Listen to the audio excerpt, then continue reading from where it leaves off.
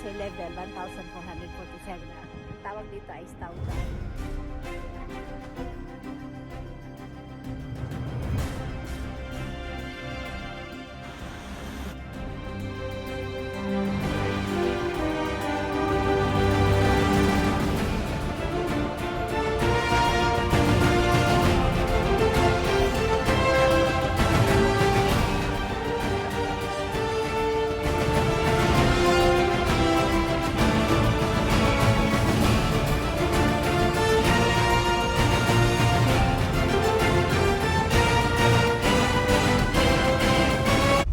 Hello po mga ka-traveler, malapit na kami sa tutuluyan naming bed and breakfast at nakikita nyo po malawak yung taniman nila ng grapes at dito lang kami pwede mag-park ng sasakyan.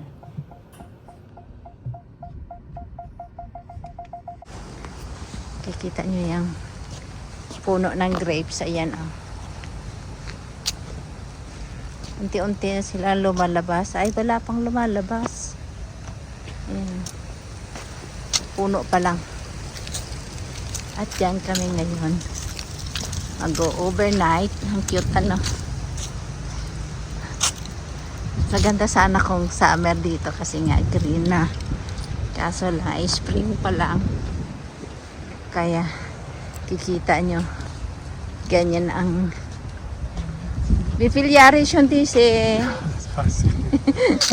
Tinatanong ang asawa ko kung ilang taon na yung puno ng grapes na yan. Tingnan nyo naman. Walang dahon. Kasi nga, katatapos na mag-winter. Bed and breakfast pala ito dito. Ayan o. Tingnan natin sa loob. Bukas naman eh. Hindi nakalock. Ayan ang itsura sa loob. Pero walang tao. Meron doon sa taas.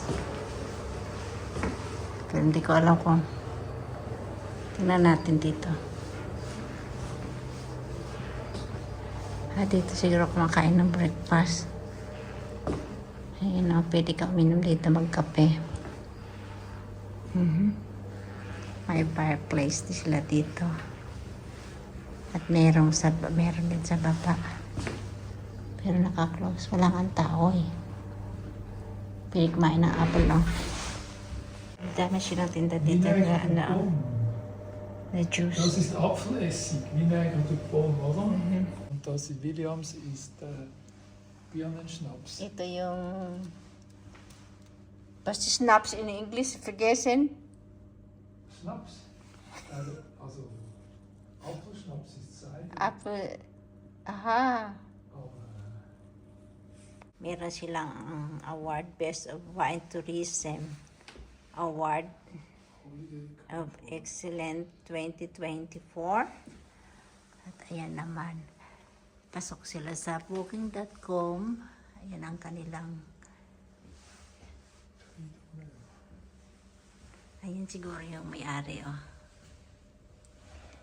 Alam mo,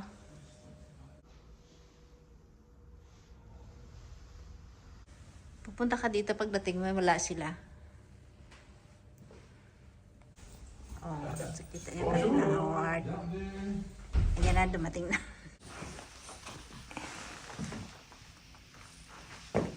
Meron siyang maliit na sofa.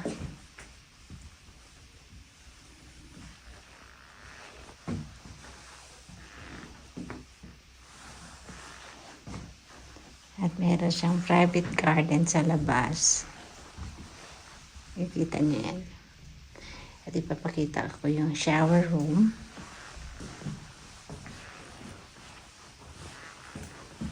Ito ang cute ano.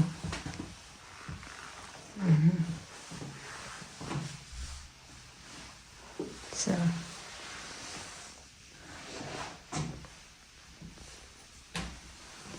at yan, alam niyo kung saan yung entrance.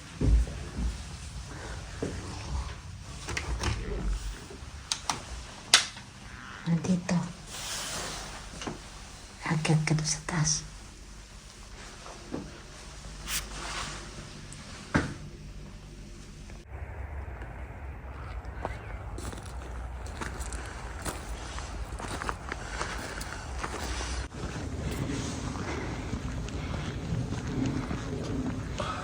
Ginabi kami, nag-walking kami. Pero ang ganda tingnan na.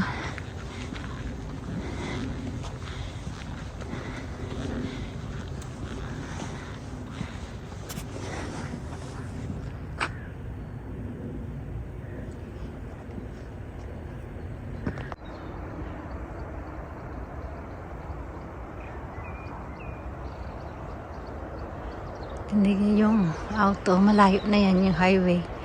Pero dinig pa dito sa taas.